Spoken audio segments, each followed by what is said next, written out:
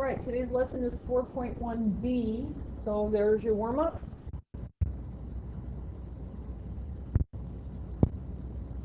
And here is your table of contents information and your objectives. So please get all that in your notebook before you proceed. All right, so yesterday we talked about isosceles triangles, so we're going to take that a little bit more in depth today. An isosceles triangle is a triangle with at least two sides. So I want to emphasize that, at least two sides congruent. Okay, so that means I could have three sides congruent. At least means I could have two or more. So it turns out that an equilateral triangle is also isosceles. So important thing to know. All right, so let's talk about the parts of an isosceles triangle. So the two congruent sides, which are these two sides, are called the legs. Okay, so AC, which is this guy, and AB, which is this guy, these are the legs. The base is going to be the third side. So this side is going to be the base of the triangle. So CB is the base. And then we have base angles. So the two angles at the base of the triangle are going to be the base angles. So angle ACB and ABC are base angles. And as we've learned yesterday, there's two angles in an isosceles triangle that are congruent. And as it turns out, in an isosceles triangle, it's the base angles that are congruent. And the vertex angle is going to be the remaining angle. So that'll be the vertex angle. So that is this. All right, so make sure you get all that information in your notes. All right, using the values, or use the information given to find the values of x and y. So I know that I have my isosceles triangle here. So if this is, that makes this side the base. These are my two congruent sides. That means this is the base. That means these are my two congruent angles. So if this one is 35, that means this one also has to be 35. So x is equal to 35. And then, of course, I can add 35 and 35 and get 70, and then subtract that from 180. So this angle has to be 110. All right. Similar situation over here. I've got my two congruent sides here, which means this is the base, which means these are the two congruent angles. All right, so I'm seeing that one of the angles is 60. Now let's be careful here. This is not an equilateral triangle. It's only isosceles, so all of the angles are not going to be 60. What I do know is that these two angles can be congruent to each other. So I have to take 180 minus 60, which leaves me 120. And it looks like it actually is going to be an equilateral triangle. Even though they didn't mark it that way, because 120, if I have to cut that in half to split between these two, then each of these is going to be 60. So it turns out that that actually is an equilateral triangle. All right, copy those down and try them on your own.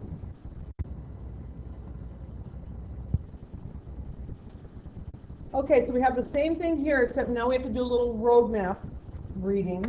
So PQ, so this is a line segment. I don't see this angle designation in front of it, so that means it's a line segment. Line segment PQ, which is over here on the left side, is 4x plus 2. And line segment PR is going to be 9x minus 3. So 9x minus 3. Solve for x. Well, as you can see, these two sides are marked congruent, so that means that 4x plus 2 has to be equal to 9x minus 3. Solving for x, I get negative 5x equals negative 5. So x would be equal to 1, and then I can plug it back in and find out that this side right here, 4 times 1 plus 2 is 6. And this side here, 9 times 1 minus 3 is also 6. So important also to know that when I plug that in, I should get the same answer because they are congruent sides. Okay, another puzzle. So I got some markings here. First thing I'm going to do, we talked about yesterday that we need to find a triangle where we have 2 known angle measures, at least. All right, so over on this triangle right here, I got nada. All I have is an x. There's nothing there, so I know I'm not even going to be looking at that. In my other triangle over here, I can see that one of the angles is 70, and I can also see that these 2 sides are labeled as congruent, which means these 2 angles are congruent because this is the base. So if one of the angles is 70, let's start by subtracting that from 180. That's going to leave me 110. That 110 has to be split evenly between these 2 angles, between this one and this one, because they have to be congruent. So I'm going to take 110 and cut it in half. That gives me 55 degrees. So both of these angles are 55 degrees. All right. Equilateral triangle. All sides are congruent, all angles are congruent, and if a triangle is equilateral, then it is also equiangular. And I could flip that around and say if it is equiangular, then it is also equilateral. Okay, so that's the converse statement we talked about yesterday. All right, given the following diagram, what's the value of x and y? Okay, so you have to really train your eye to look at these diagrams. What I'm seeing right here is that I have this triangle over here that has 3 sides congruent. The one over on the other side has 2 sides congruent, but I don't know any angle measure over here, so that's really not going to help me. All I have is this y right here.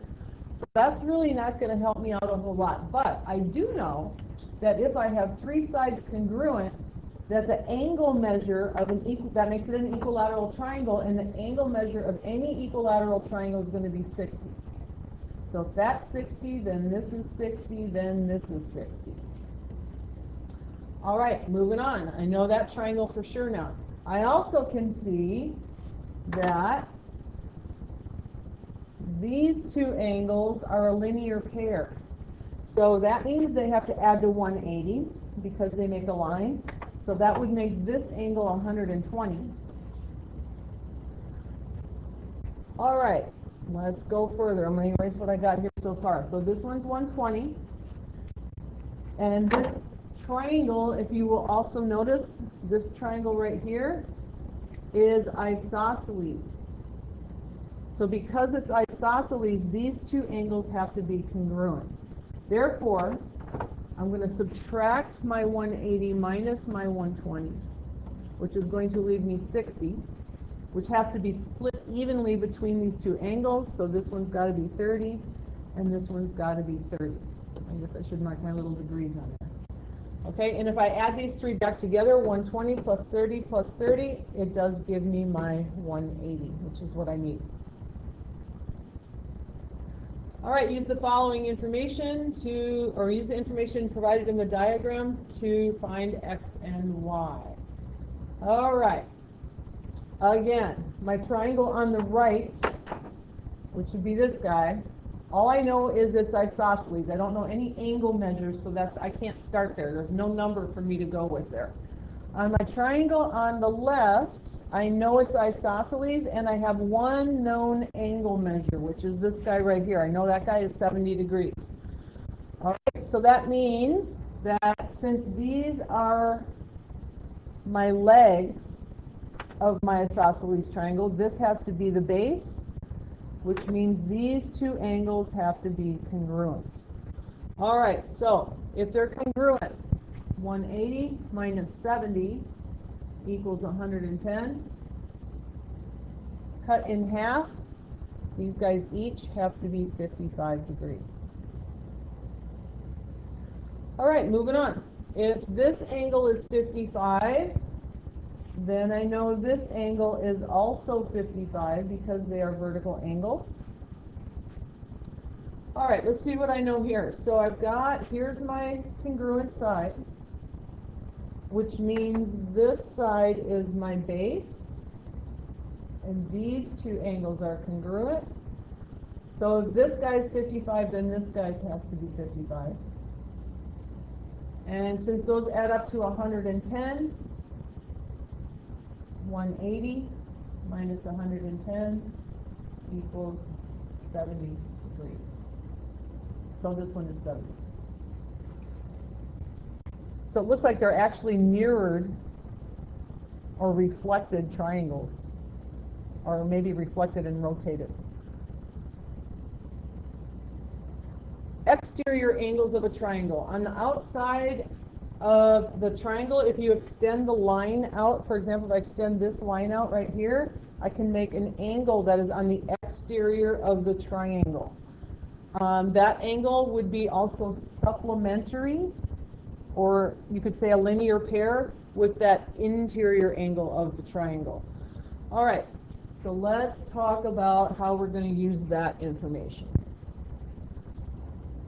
Use the information given to find the measure of angle 1. So within this triangle, I have a 38-degree angle and I have a 90-degree angle. So using my 180 theorem about how angles have to add up to 180 on the inside of a triangle. So 90 plus 38 gives me 128, which I have to subtract from 180. And that is going to give me 62 degrees. So this angle is 62 degrees. Now, looking at these two, I'm trying to find this one. I know that they also have to add to 180. So if this one is 62, then I subtract 62 from 180. That is going to give me 118.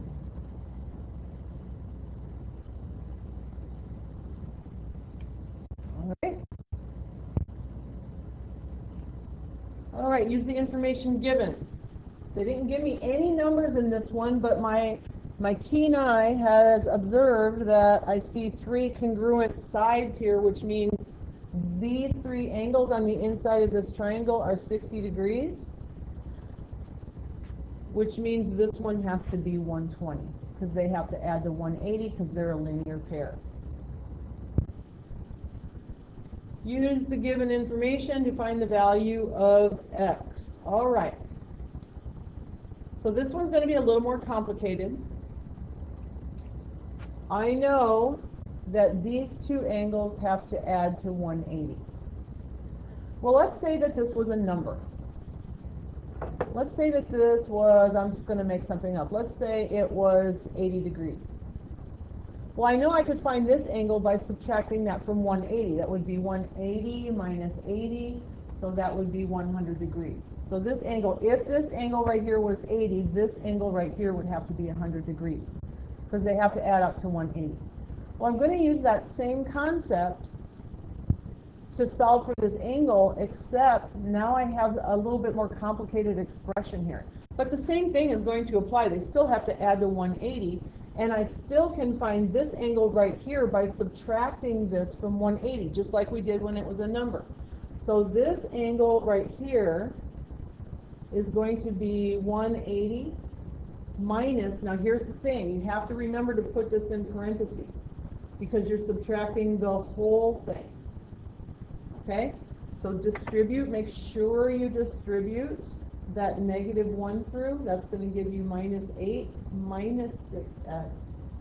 So let's simplify that. That's going to give me 172 minus 6x. So this angle right here is 172 minus 6x. All right. Now I can set those all up equal to 180. Told you this was going to be a little more complicated. All right, So I got 4x and minus 6x. That's going to give me negative 2x. And when I add up my numbers, I got 172 plus 30 is 202 plus 2 is 204 equals 180. Subtracting 204 from both sides is going to give me negative, I think negative 44. 180 minus 204. Oops, I'm wrong.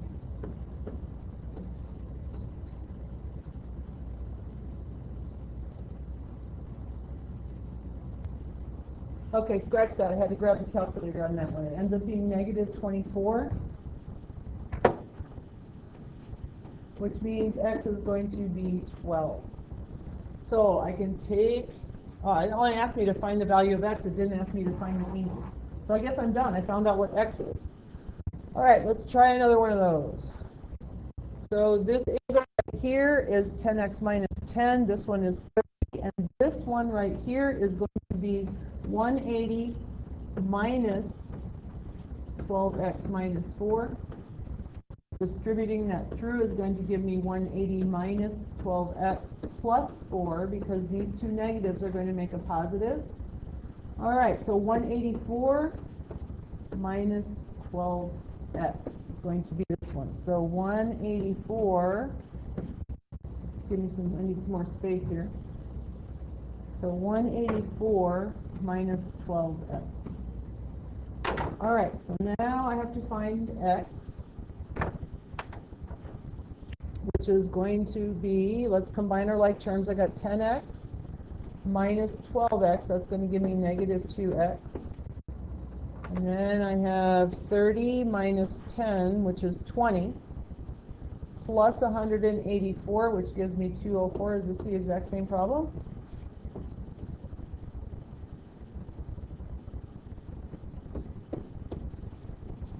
So that's going to give me negative 2x minus equals negative 24, so x is going to be 2 again. All right. Homework 4.1 is due mañana. See you then.